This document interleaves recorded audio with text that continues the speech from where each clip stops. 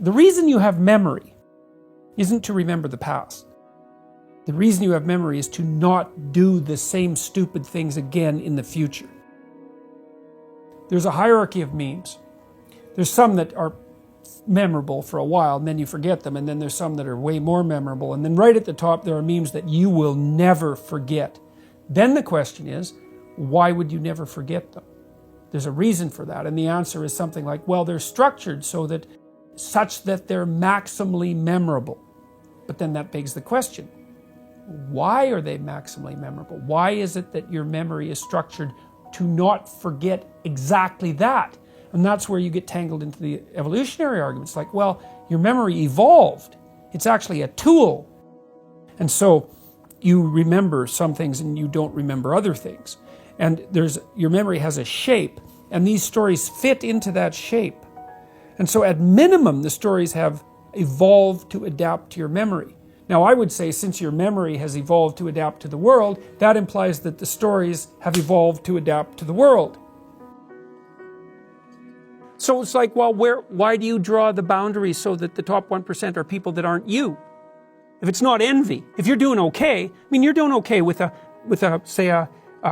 average working class salary. You're doing okay. I'm not saying you're doing great. You're not starving. You've got heat. You've got air conditioning. You've got access to electronic technology. You've got some ability to move forward into the future. So you're doing all right. And by historical standards, you're doing damn fine. So why all of a sudden is the 1% that you're envious of only those people who are richer than you, when you're also part of the 1% worldwide, if that's not envy? So I know who the rich is. The rich is always someone who has more money than me. That's who the rich is. I don't put myself in that category, especially if I'm pursuing this victim mentality. And then the other part of the victim mentality is, well, let's say you can have a meaningful life by adopting responsibility, but it's a heavy load. You got to be awake and alert and on your feet and moving towards something difficult. You have to have some self-control, and you have to sacrifice in the present so that the future is better. It's complex. You have to integrate a lot. And when you take on some responsibility, your life has meaning. You think, I want a meaningful life. It's like, maybe you do, if you're willing to take on the responsibility. What's the alternative? Well, to garner a lot of unearned sympathy for your victimization position, and to at the same time take down the people who are willing to take more responsibility than you. It's a nasty game. And I do believe that. I believe that the world is constructed so that each person plays a vital role. And so every time that someone gets their act together, it's like, great, that's going to have way more positive effect than you think, and stave off an awful lot of trouble. Because someone who goes bad can do an unbelievable amount of damage.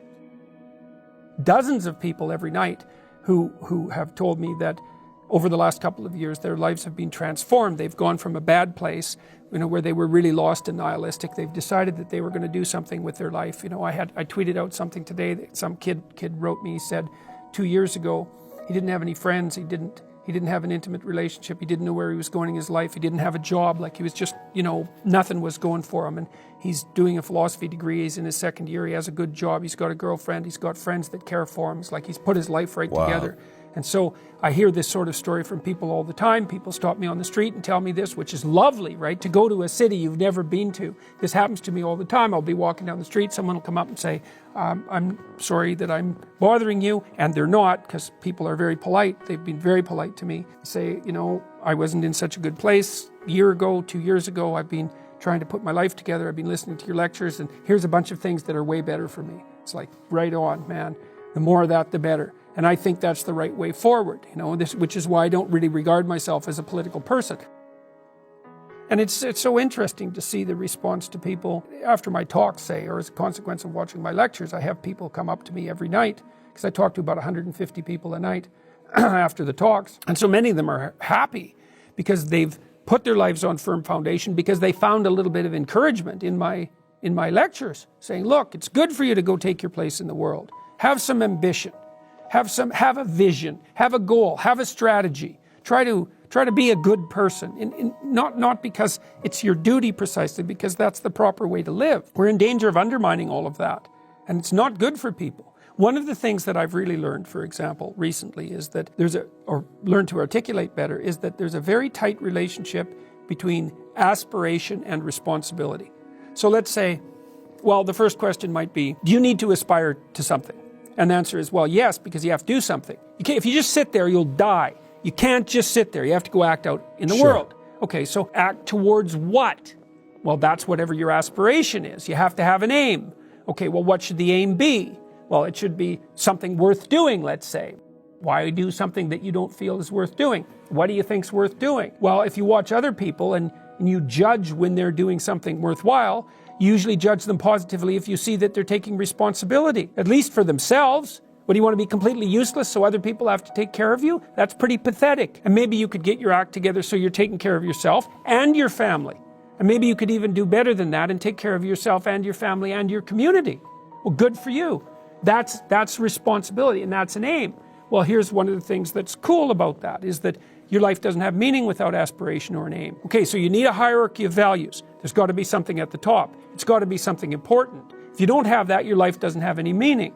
So if you criticize the hierarchy, or even the idea of hierarchy, you destroy the idea of aspiration. And then people have nothing.